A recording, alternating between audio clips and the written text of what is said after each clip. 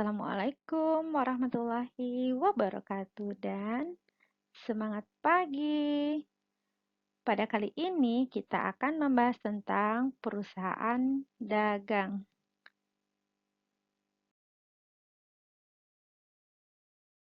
Perusahaan dagang adalah perusahaan yang kegiatan usaha pokoknya untuk membeli barang dari satu pihak untuk dijual kembali kepada pelanggannya tanpa mengurangi bentuk fisik dan nilai tambah barang tersebut.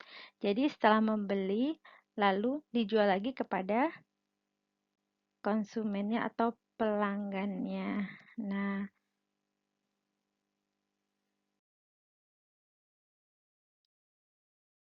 adapun aktivitas dari perusahaan dagang antara lain, yang pertama, perusahaan dagang melakukan pembelian barang dari produsen, di mana perusahaan dagang ini membeli barang dari produsen untuk disimpan untuk sementara waktu tanpa mengubah bentuk dari barang yang dibeli dengan mengeluarkan sejumlah uang.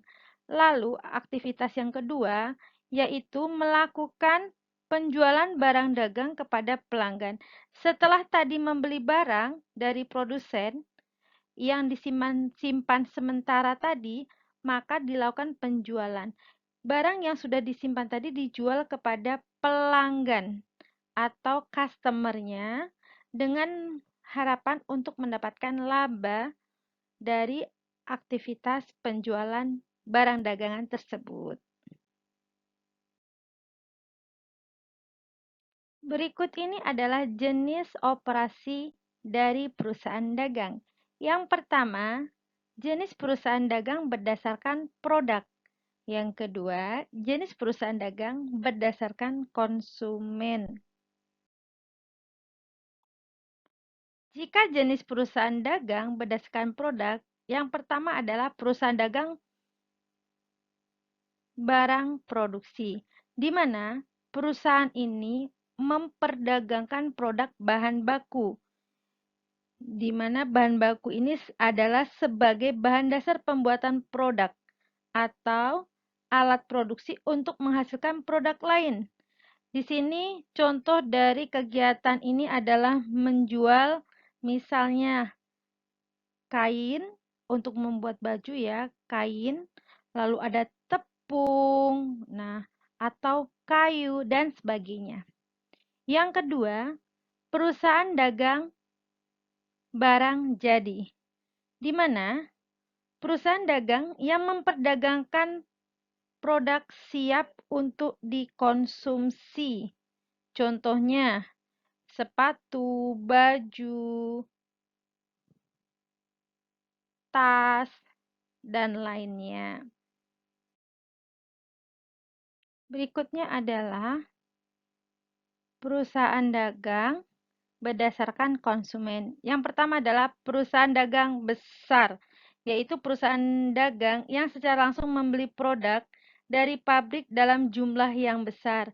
Selanjutnya, perusahaan menjual barangnya ke sebagian pedagang dengan perantara yang volume penjualannya cukup besar, misalnya grosir kain, grosir makanan.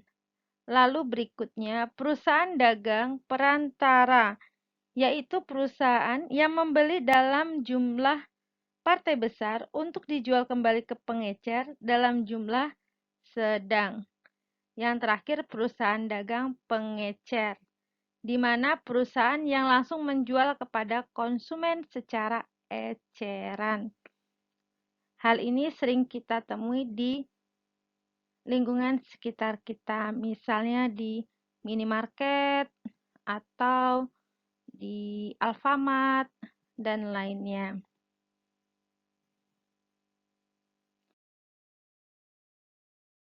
Di dalam penyerahan barang dalam perusahaan dagang, dia memiliki dua jenis syarat. Yang pertama adalah VOB shipping point, di mana ini barang yang sudah menjadi hak pembeli ketika barang tersebut sudah keluar dari gudang penjual. Artinya, resiko dan biaya transportasi barang mulai dari gudang penjual sampai ke pembeli menjadi tanggung jawab pembeli. Nah, lalu yang kedua adalah VOB destination, di mana barang menjadi hak pembeli apabila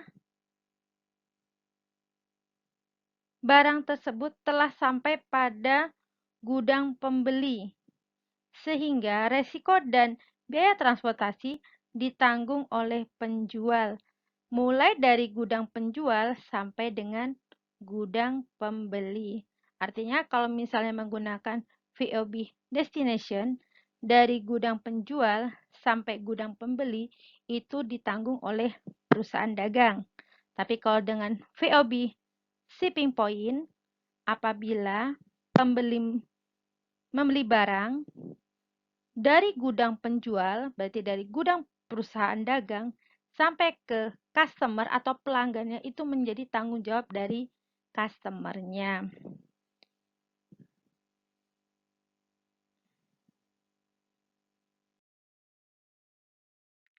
Selanjutnya adalah tentang syarat pembayaran. Yang pertama, yaitu di muka, di mana pembeli membayar seluruh harga barang sebelum barang yang dibeli diterima. Yang kedua adalah tunai, di mana ini adalah pembayaran dilakukan saat penyerahan barang atau namanya COD, cash on delivery. Yang ketiga adalah di belakang. Ini terjadi apabila